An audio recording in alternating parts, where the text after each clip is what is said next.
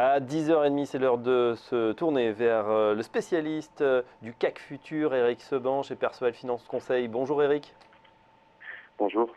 On a des marchés extrêmement volatiles ces derniers jours, une grosse tendance baissière amorcée après le discours de Draghi. On était passé, quand on s'est eu la semaine dernière, vous nous disiez qu'on était passé dans une tendance baissière. Est-ce que les nouveaux points atteints hier vous ont fait changer d'avis?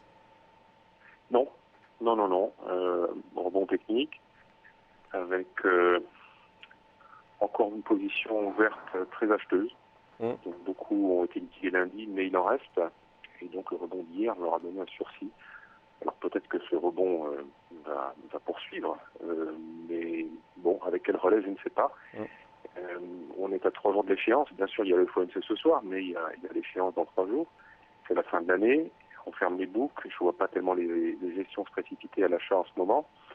Donc, on est passé donc sous 610, temporairement sous 490.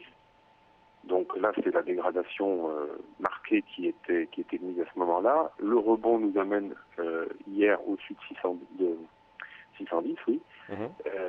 Donc avec une amélioration marquée. Maintenant, ça ne remet pas en question le sens monétaire qui est court moyen terme, qui reste vendeur, baissier.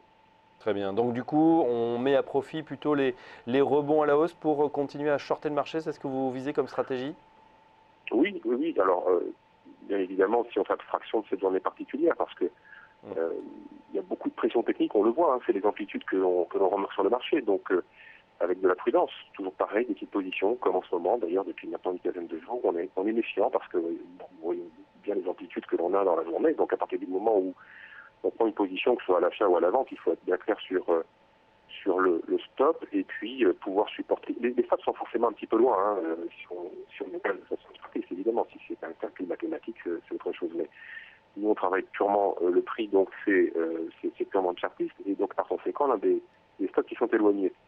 On ne peut pas les rapprocher. Donc, à partir de ce moment-là, il faut pouvoir, avec une position que la prise, absorber les amplitudes et la violence des mouvements dans la journée, pour ne pas être en proie au stress et changer d'avis en cours de route. Est-ce que ce matin, là, à l'ouverture, on a eu un petit rebond, vous avez pu atteindre vos objectifs? Non, non, non. Là, aujourd'hui, je me suis placé loin, justement, et je vais plutôt rechercher un timing, donc plutôt un signal technique, plus qu'une anticipation, parce que je ne veux pas rester comme ça entre deux eaux avant 20 heures. Donc, ça va être une journée plus d'observation. Aujourd'hui, je n'ai pas de nécessité à intervenir rapidement. Ouais, on se souvient, je le disais en introduction, la dernière fois que la Banque centrale apparaît, c'était une banque centrale européenne, Mario Draghi. Là, le marché avait décalé extrêmement fortement juste avant les annonces. Là, ça sera un petit peu différent dans le sens où l'annonce va intervenir à 20h heure française.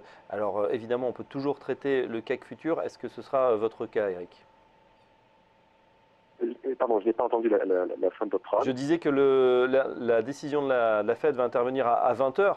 Le CAC, on peut toujours faire du CAC à cette heure-là, puisqu'il s'est ouvert jusqu'à 22h. Est-ce que vous allez intervenir ou placer des niveaux est-ce que vous serez sur le pont Non, finalement non, à cette non, non, heure-ci?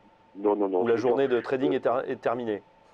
Oui, on va se retrouver on va être hors marché, les actions seront fermées, on va être plus avec des interventions d'algo, de spec, de gestion de delta.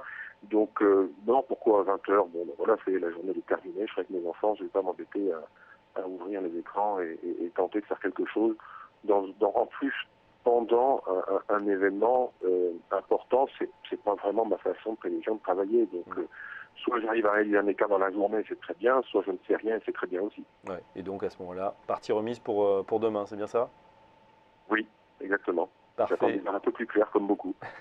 Effectivement. Donc journée d'attente en attendant évidemment Jeannette Yellen, la décision historique de remonter les taux. Ça ne s'est pas produit depuis 2006. On verra si c'est réalisé ce soir. Donc ce sera à 20h. Merci Eric Seban, Bonne journée. trader coach formateur chez Perceval Finance Conseil.